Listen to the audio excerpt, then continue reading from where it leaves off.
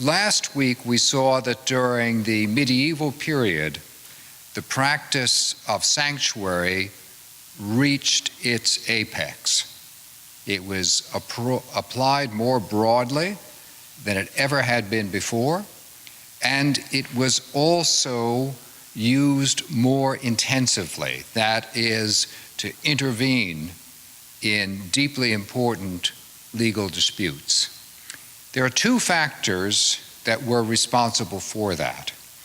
One was that in the western part of the Roman Empire, with the removal of imperial authority on the ground, there was an attempt to find unifying principles of law. And the Hebrew Bible was reverted to far more seriously, for example, during the reign of Charlemagne, than it had been even during the time of Constantine in the Roman Empire. So that law was understood to be a single force which included sanctuary.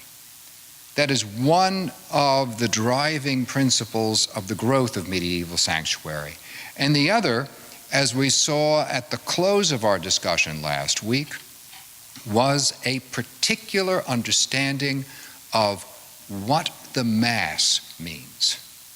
That is, because the Mass was understood to be the moment when any priest who says the Mass actually offers Jesus as the Son of God, as a sacrifice to God the Father. The understanding was that this was making what was called satisfaction for any sin that had been committed. This was the distinctive understanding of the Eucharist during the period of the Middle Ages, and it was directly associated with the increased use of sanctuary, so that you could claim sanctuary not only by going to a place, a church, but also by being in the vicinity of a priest. And it's from that understanding of sanctuary also that the idea of the seal of the confessional arose. That is, that one might say something to a priest which that priest would hold inviolate. As it were, one's words could have sanctuary, as well as one's person. So one of the central questions that has emerged is, how is it possible, given that extraordinary growth of sanctuary, a growth that meant that it was actually stronger in the Middle Ages than it had been at the time of King David, could nonetheless be reversed to the point that within the overall announcement, as I said, of today's discussion, the parliamentary statute of 1624 could say that no sanctuary or privilege of sanctuary shall be hereafter admitted or allowed in any case. 1624 in England, it is completely outlawed. And other countries in Europe follow suit.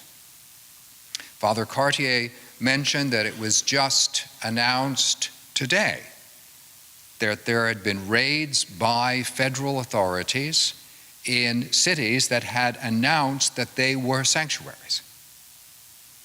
What those authorities are doing is following through on exactly this principle.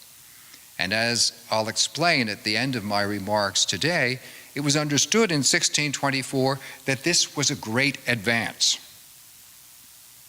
And yet, and this strikes me as one of the most interesting facets of this development, the eclipse of sanctuary, as I call it, did not occur because from the time of the Middle Ages, sanctuary was attacked squarely. Rather, sanctuary wound up eclipsed as a result of collateral damage. There were other changes being made which brought about this fascinating situation where once one of the strongest institutions in Europe was literally put into the shade. It started to happen, ironically, as a result of attempts to strengthen sanctuary by having officials other than members of the church apply it. And I give you an example of this at the bottom of page 1 with the legislation from the 10th century of the Common Era in England from King Ethelstan. I have, by the way, given especially English examples today since I'm headed towards that 1624 statute, which occurs in England and once it happens there, is then replicated elsewhere in Europe. So that's why I'm following through literally on the Anglo-Saxon trajectory this week. As we determined at our council held at Thundersfield, if any thief or robber sought out the king or any church and the bishop, he had protection of 9 nights. And if he now seeks out an alderman or abbot or thane, he shall have respite 3 nights. And here's the very interesting part of this legislation. And if the pursuer strikes the fugitive down within the allotted nights, he shall make it right by paying a fine to the one whom the fugitive sought. Or he may clear himself with a 12-fold oath that he did not know the thief was under protection. The idea is that alongside the church, you have the king, you have aldermen, these are the equivalents of sheriffs, of shires that are within England. You have thanes, that is local dignitaries. And all of these magisterial figures can also offer sanctuary. It is being applied much more broadly. And if sanctuary is infringed upon, then you, as the person who struck down a person seeking sanctuary, would owe a fine, not to the family of the fugitive, but rather to the dignitary to whom the fugitive had recourse. So what's happening here is that there is a shift from the concern of the community as a whole and anyone who might be less guilty than was assumed, to that of the hierarchy within the community. The conception is that this hierarchy, which includes both ecclesiastical and political figures, is what assures the justice of the realm.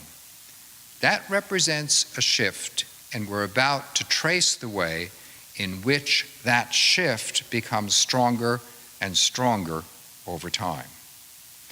The next example is from the 11th century, and the king, known as Canute the Great, who says, "Therefore it is very right and proper that the protection given by the Church of God within its walls and the protection granted by a Christian king in person should always remain inviolate.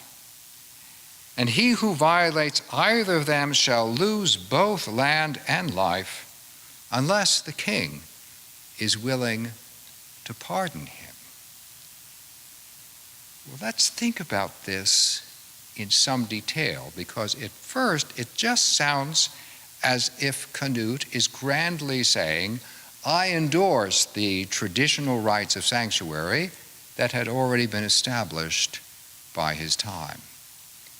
But in fact, he's saying 2 things. One is the kind of power by which the church gives sanctuary is equaled by the king. So now you have church and king. And the question naturally is going to emerge between those two, who has the greater power of sanctuary? Canute answers this question too, by saying if anyone violates any sanctuary, that of church or state, there's only one person who can determine that this violator should be pardoned, and that's the king. If it's only the king who can say whether sanctuary is binding, then the offer of sanctuary by the church or anyone else is in fact conditioned on the king's consent. Because if he decides to pardon someone who has violated sanctuary, if, for example, he has ordered someone into a church to kill someone, if he can pardon that person, then sanctuary on the ground no longer exists. By claiming its enhancement, you are in fact putting it increasingly under the control of the king. And that's what was happening already during the late Middle Ages. The kings could determine when churches could and could not offer the sanctuary, which in theory they had an absolute right to offer.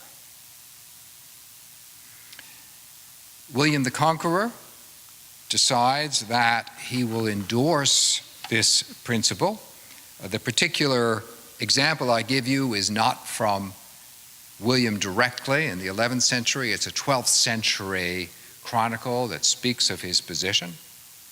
But he states, "I, William, by God's grace, King of the English, make known to those to come, as well as for those present, to archbishops, bishops, abbots, courts, barons, and all the faithful, French and English, if any thief or homicide, or any one other accused person flee from fear of death to this church, let him in no way be hurt, but he should be released wholly free."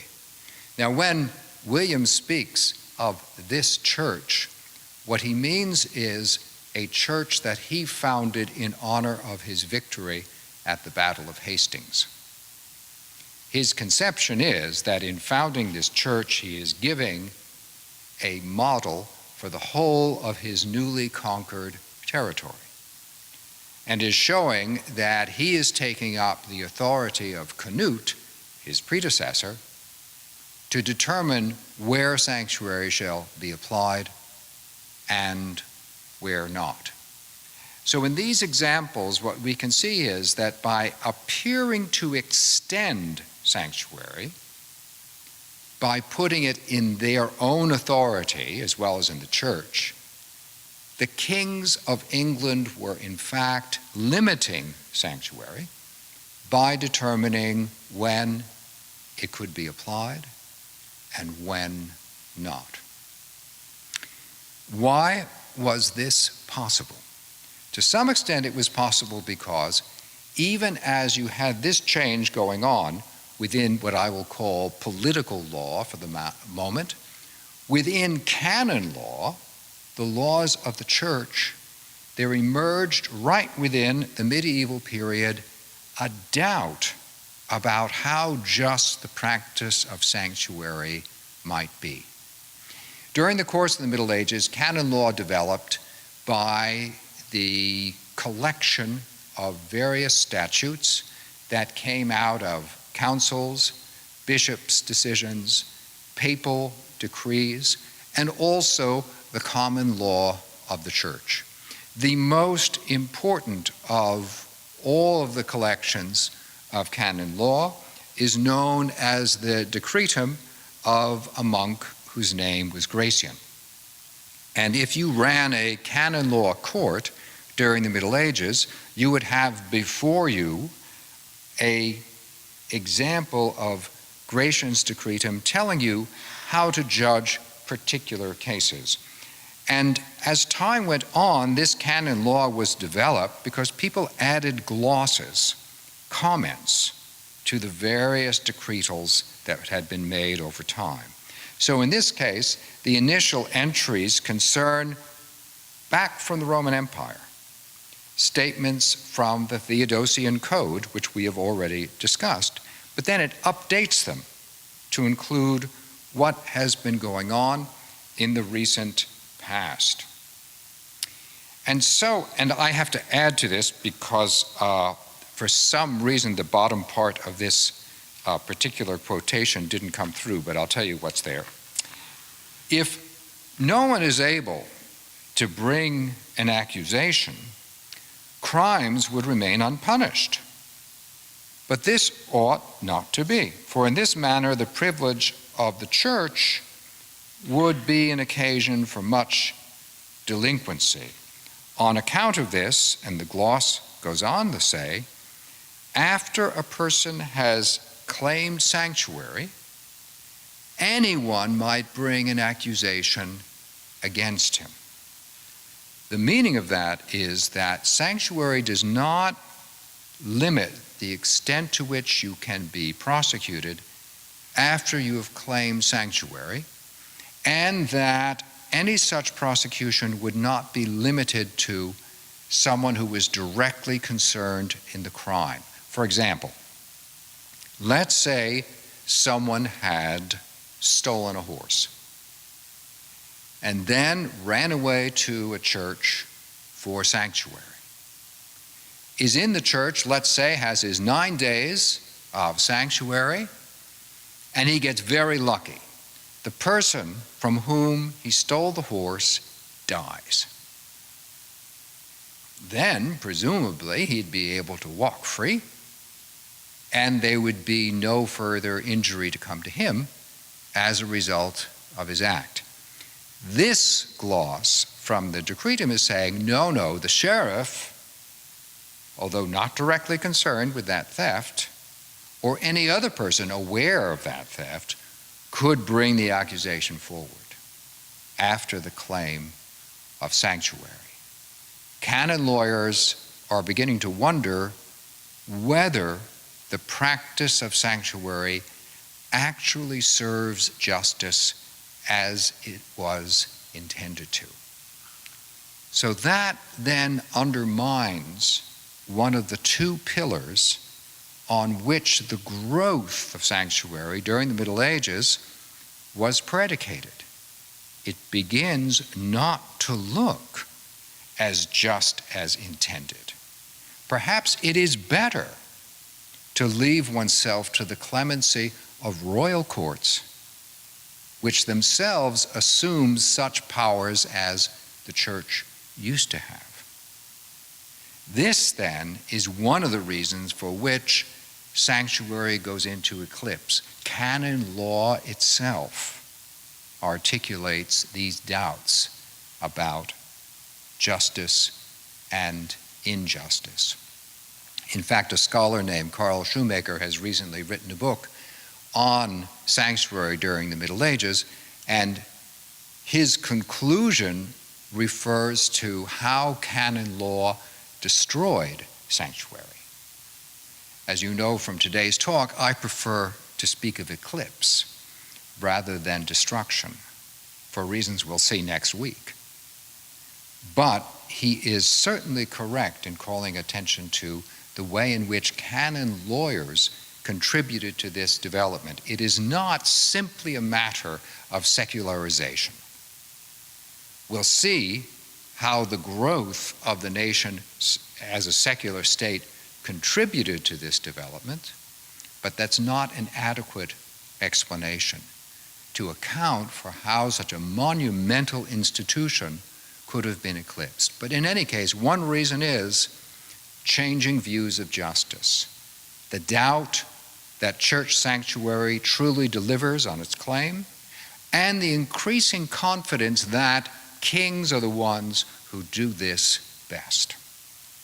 Now, the other pillar, as we discussed last week, of the growth of sanctuary in the Middle Ages was this peculiarly medieval understanding of what happens in the Mass. The priest is offering Christ again to God, therefore guilt is being removed. That is precisely at the center of Martin Luther's disputation on the power and efficacy of indulgences. We have its 500th anniversary going on. just now, and it is targeting this central question to sanctuary of penance. Bear in mind that part of the conception of penance, as Augustine said to his friend, the Roman magistrate, is that it's more important to bring a criminal to penance than it is to punish the person. But then what is the nature of penance? And how does that relate to the erasure of sin and guilt? Martin Luther is not here anywhere talking about sanctuary, but he is talking about the underpinnings of sanctuary practice, penance, and atonement. And so he says, when our Lord and Master Jesus Christ said, "Repent," he called for the entire life of believers to be one of penitence. The word cannot properly be understood as referring to the sacrament of penance, i.e., confession and satisfaction, as administered by the clergy. What is this to say? Penance is not an external act. We don't know that penance has occurred because you have done the thing that the clergy have told you to do. Rather, penance is entirely interior, between the individual and God. And therefore, we are seeing articulated here a principle of the Reformation that you cannot count on institutions to render the grace of God. It is only God who renders his grace, and he does that to people, not to institutions. Institutions are created by people, and therefore God is not directed by them, nor can God be limited by them. Martin Luther does not, therefore, here draw the conclusion, therefore, what are we doing in sanctuary? But you can see how close you are to saying, why would you assume that a priest would actually have the power to determine justice? That would be God. And so Luther goes on, yet its meaning is not restricted to penitence in one's heart, for such penance is null unless it produces outward signs in various mortifications of the flesh. As long as hatred of self abides, i.e., true inward penitence, the penalty of sin abides, viz., until we enter the kingdom of heaven. And then we come to what at the time were the central arguments that Luther was making. The Pope has neither the will nor the power to remit any penalty beyond those imposed either at his own discretion or by canon law. The Pope doesn't forgive sin. God does. And if the Pope doesn't forgive sin, then it's also the case that the clergy cannot simply remove guilt by means of sanctuary. So he goes on in number 6. The Pope himself cannot remit guilt, but only declare and confirm that it has been remitted by God, or at most, he can remit it in cases reserved to his discretion. That is, if you broke some rule, that indeed you littered in the Vatican, the Pope could say, you're okay. But apart from that jurisdictional issue, the Pope, the clergy, has no particular power. And the reason for this is that Luther also does not think that it is the clergy in particular who offer Christ to God in the Mass. Luther continues to practice the Mass. Eucharist is central to the development of his piety, but he believes that the sacrifice which is taking place includes the people of God as a whole. so that there is no peculiar power of the clergy to forgive sin. And once you have done that, you've established that forgiveness of sin is no longer in the power of any person or of any place. It is rather a matter of the relationship between the believer and God. And that's why he goes on to say in number 7, God never remits guilt to anyone without at the same time making him humbly submissive to the priest, his representative. There is still a place for the clergy, quite clearly in Luther's understanding. Only it is not the priest who forgives. It is rather the priest who facilitates the forgiveness, which is in the relationship between the believer and God. And the Mass is no longer the priest offering Christ to God. It is rather the entire congregation offering a sacrifice of praise to God. Luther believes in the real presence of Christ in the Mass, but Christ is present in the Mass within that celebratory sacrifice. That removes the second pillar of sanctuary as it was developed in the Middle Ages without establishing sanctuary as its target. But it's interesting that even before he saw the Reformation as an opportunity, that wiliest of kings, Henry VIII, understood what was going on in the development of sanctuary practice. So I give you a statement by Henry VIII in the Star Chamber in 1519. This is just 2 years after the Pope names Henry VIII as Defender of the Faith. Right? Defender of the Faith is a papal title given to Henry by the Pope because Henry had written a pamphlet against Martin Luther. So at the moment, his Catholic credentials are in excellent shape.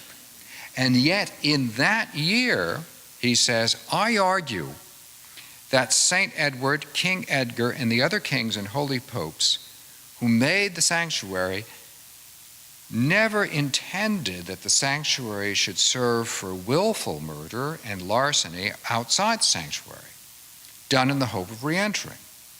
I have reformed the abuses which have encroached and have the matter reduced to the true intent of the original makers. He stands very much in the tradition of Canute and William the Conqueror in insisting that we have to have a rational pattern of justice, and therefore, as king, I will do that. So he is part of the dismantling of sanctuary even before he makes his turn towards the Reformation. Later, in 1536, he will make his true turn towards the Reformation when he dissolves the monasteries. In that year, he determines that what had been the land of the church would now be the land of the crown. And over the next few years, between 1536 and 1541, he accomplishes this task. And his reasoning for it is that the administration of justice is better done by means of the crown, but also now, after 1536, on the Reformation principle that we can no longer have clergy sitting outside of general society as if they had a position of privilege. This dissolution of the monasteries is also known as the secularization of church lands. This is secularization showing its true face.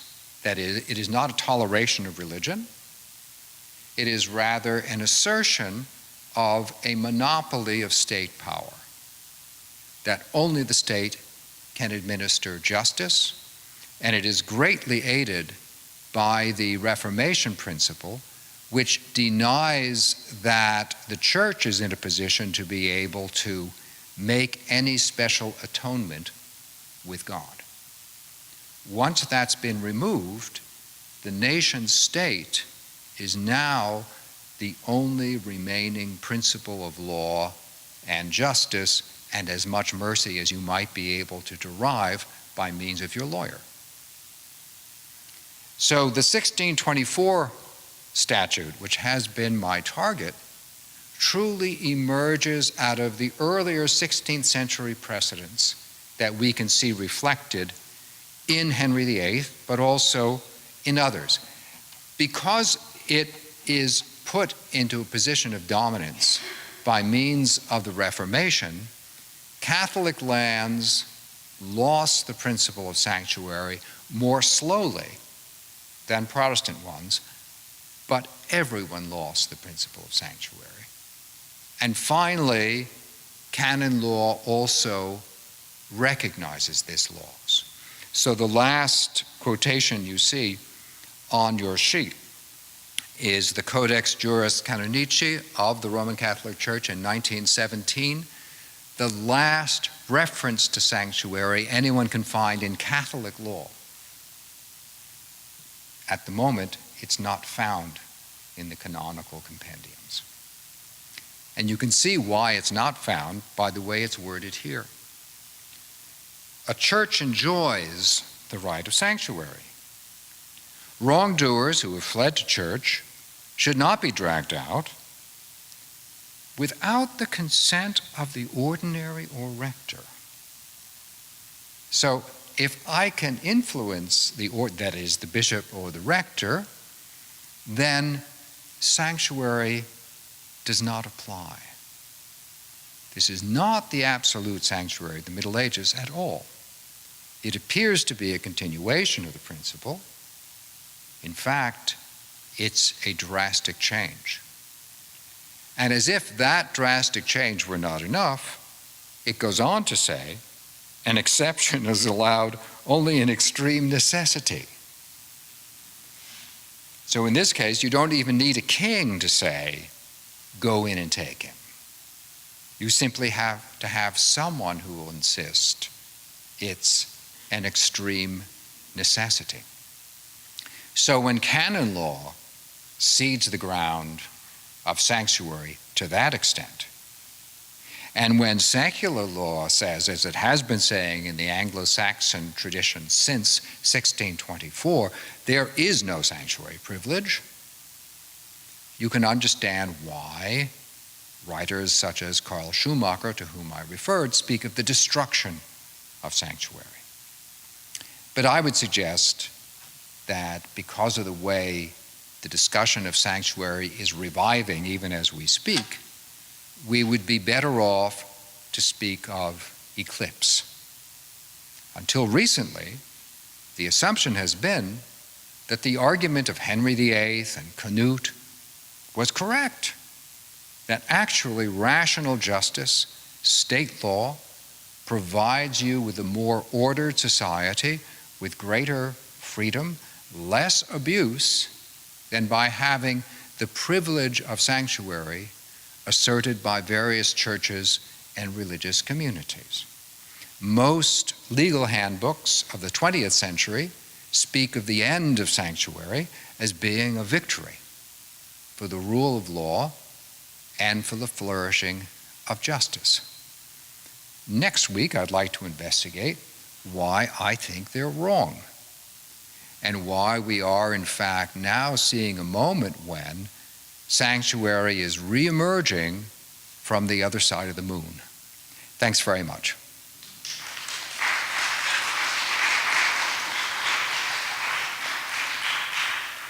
Melissa, yes, please.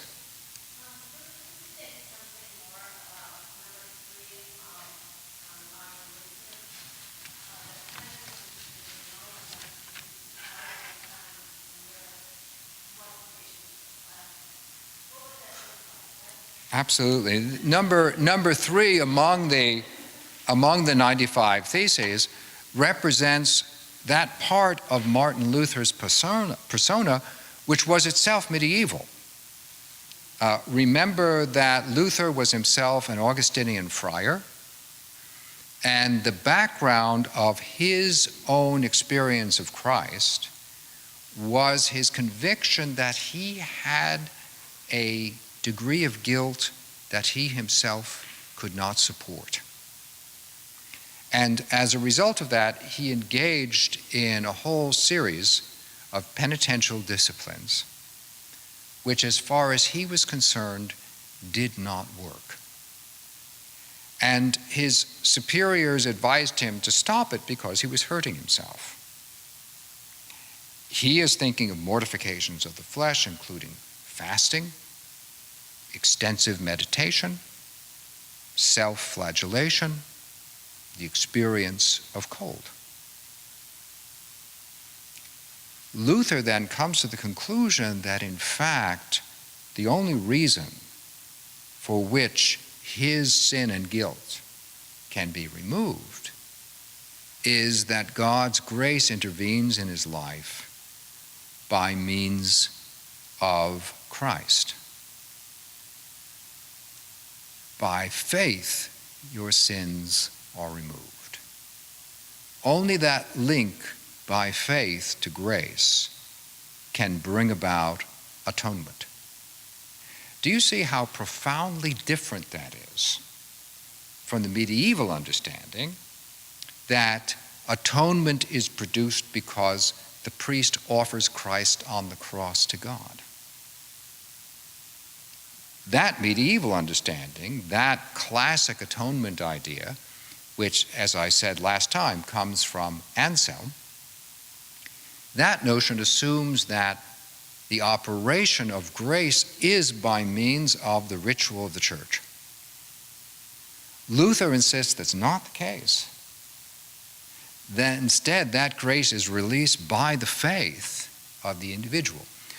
That's why faith becomes such an important principle for Martin Luther and right the way through the Reformation tradition. And in this regard, by the way, the Reformation tradition is the whole of Christianity. In many ways, Martin Luther simply won. Most Christians would say today that faith is the central aspect of receiving God's grace. Most Christians would say today that you ought to be able to read the scriptures in your own language, because by reading the scriptures in your language, your faith is supported. These were completely revolutionary principles in the 16th century, which have now become so routine that it's easy to overlook what he achieved 500 years ago. And within his understanding, he also believed that when you, by means of your faith, receive the grace of God, God simply removes your sin because he can, because he does. He doesn't need any offering whatsoever. You know, it's a God thing. He can forgive if he wants to. And the miracle is he does it and he enjoys it. That God has a passion to forgive. You don't have to convince God to forgive you. You have to convince yourself to accept the forgiveness. But part of that self-convincing process is your acceptance of discipline. That I become aware that I have received God's forgiveness because in my self-awareness, I am willing to make restitution for wrongs I have done. See to it that commercial practices I engaged in, which may have been unjust, can be returned by means of my giving to those who are in need. I can set right relationships which have been damaged. And in Martin Luther's understanding, a person who simply says in his heart, "Oh, thank you, God, for this forgiveness," has not received forgiveness, because that person has not, as a whole, reacted to the reality of that grace with a change of action. This is where the criticism often made of Martin Luther, namely that his view of how you relate to God is purely subjective, is false.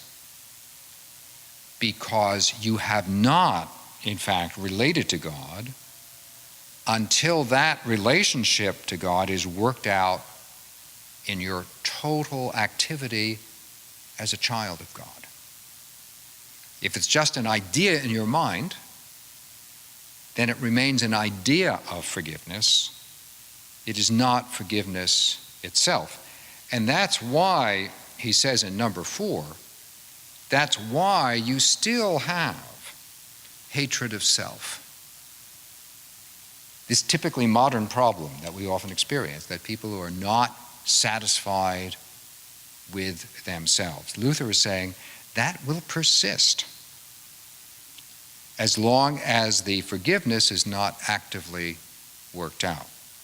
He is a psychologist, and he does assume that priests, if they're any good at all, are going to be psychologists as well, and they will help to support this outworking of principles of forgiveness. And what I'll turn to next week is the way in which that principle, interestingly, provides the prospect of a new version of sanctuary teaching. But we'll have to wait till next week to get there, because this represents a new development as compared to the history of sanctuary. Yes, please.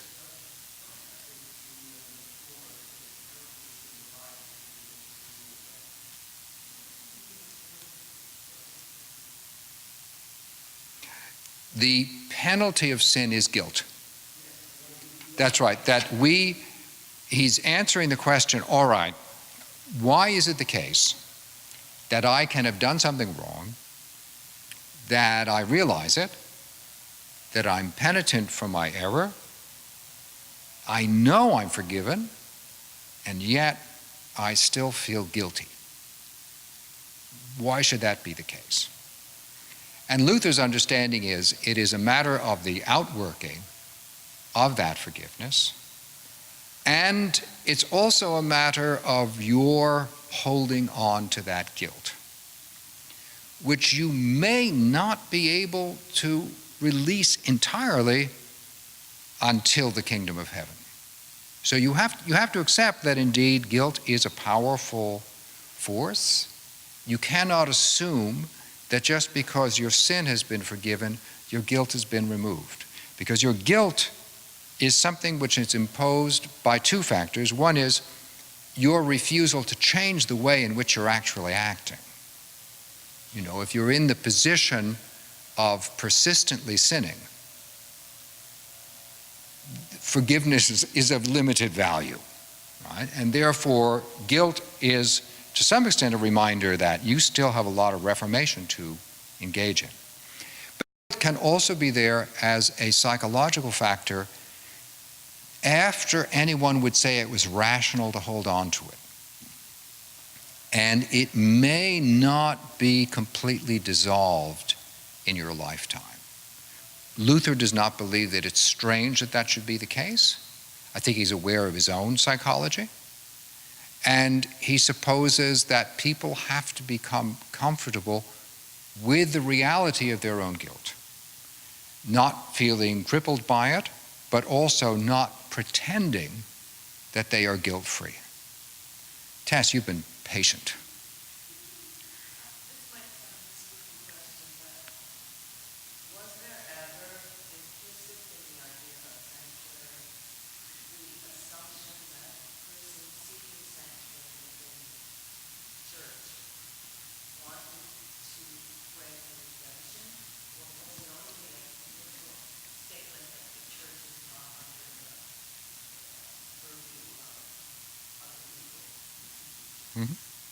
Yeah, this is a very good question.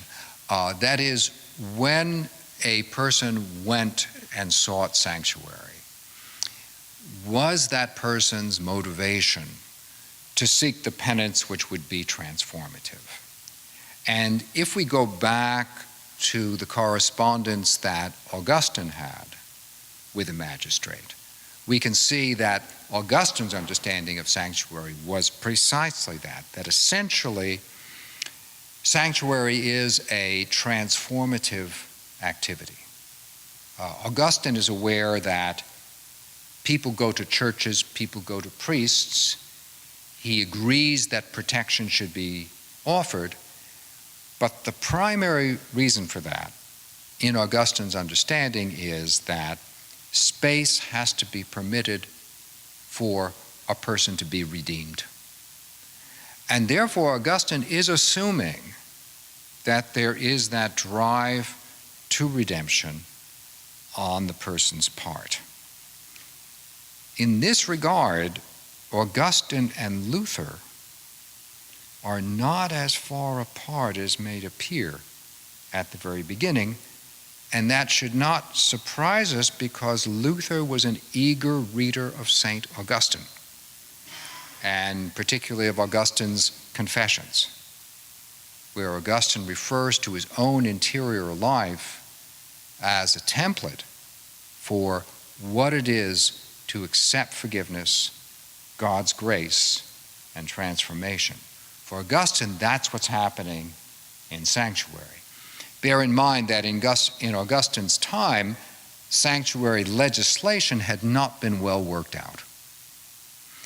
Augustine is not of the point of view that he can assert sanctuary because he will say to a Roman magistrate, I'm bigger than you are. Because Augustine doesn't assume that the church is greater than the state where it comes to the use of force. In fact, where it comes to the use of force, Augustine assumes that's what the state is there for. It is going to attempt, by means of its organized violence, to make some kind of order in society. State is always a blunt instrument. It's always unsavory to see the violence of state deployed, but it will sometimes produce results that are better than doing nothing. This is not an idealistic view of what the state can do. It's really only in the Middle Ages, which we discussed last week, that you began to have the understanding sanctuary is offered in churches because they are in some sense greater institutions than the state is. And in the Middle Ages, that was not an irrational statement. During most of the Middle Ages, that is prior to the text we're talking about today, during most of the Middle Ages, states are of such a level of weakness and are so disorganized that churches look as if they are much more efficient organizations. Can you imagine a situation like that? You know, where your local Catholic and Pentecostalist and Lutheran church looks like it's better run than the town of Red Hook. But that was the case during the Middle Ages, because there was better communication among these churches, their leadership was better educated, they did not, for the most part, operate by conquest. Yes, sometimes they did, but for the most part, they did not operate by conquest. And they weren't driven by profit. So within the Middle Ages, you could make the perfectly reasonable argument, if we want justice, let us put in some kind of method by which we can stop this chaotic civic legislation and the operation of lords, many of whom are simply arbitrary, and give people sanctuary so at least we can talk through what's going on. So you definitely had that emerge in the Middle Ages, the notion of the church's greater power as compared to the state, But that's only during the Middle Ages. And that's one of the reasons for which you had this extraordinary blossoming of sanctuary practice during the Middle Ages. And why, likewise, its eclipse that we see by 1624 is all the more striking. And once eclipsed, the idea during the 20th century, isn't it fun to refer to the 20th century as the past? And this is the reason that during the 20th century, the idea emerged that it's a sign of enlightenment, that we don't have the sanctuary of the Dark Ages anymore. Well, that all seems very reasonable until we once again feel that government is acting in an arbitrary manner, that there are certain irreducible rights which are being trodden on, that governments have gone crazy. That we once had, during the period of the Enlightenment, the understanding of the Universal Declaration of Human Rights, right? From the time of the French Revolution, adopted by the United Nations. It looks as if, in a sense, every person is his own sanctuary, right? That you have, as a human being, certain inalienable liberties. That, therefore, by definition, no government can take away, that no government has the power to remove those liberties from you. But now, we live and have lived all the way through this century.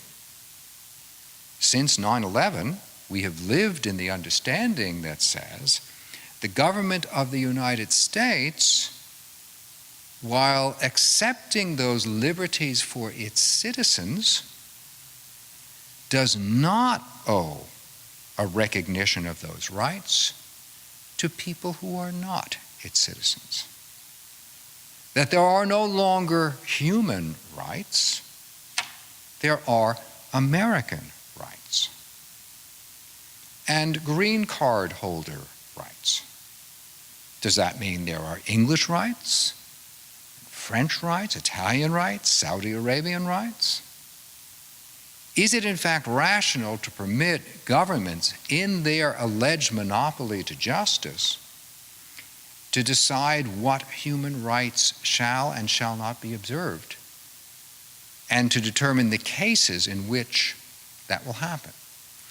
We are living in a new kind of moral chaos. It's not the chaos of the Middle Ages, where the problem was that government was so local and so fragmentary, it was impossible to see a consistent administration of justice. But now the problem is reverse. Governments are so overwhelmingly powerful that they have begun to take upon themselves the very definition of what the sanctuary of a human being contains. Which invites the question, which we'll explore next time, is the new sanctuary the recognition and articulation of those human rights? And if that is the case, how would we also work out programs to see to it that those sanctuary rights are not taken away, but in fact can endure despite the various onslaughts that they face at the moment? Oh, the Cardinal just gave me his sign. So I'll wind up there for the moment, and then we'll pick up next week. And just to say that after next week, my students and I might also have something in mind. But we'll talk about that next week. Thanks very much indeed.